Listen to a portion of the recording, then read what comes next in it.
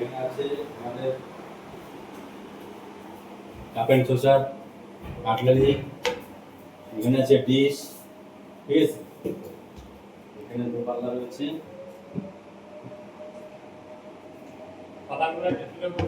ঠিক আছে। এইখানে আছে আমাদের কাটলারি বাস্কেট,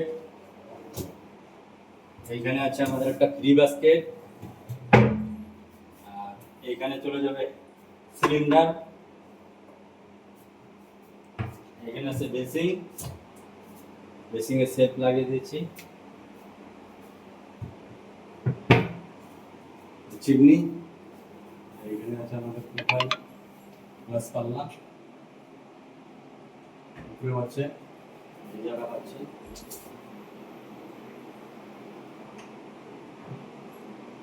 এখানে পাল্লা আছে,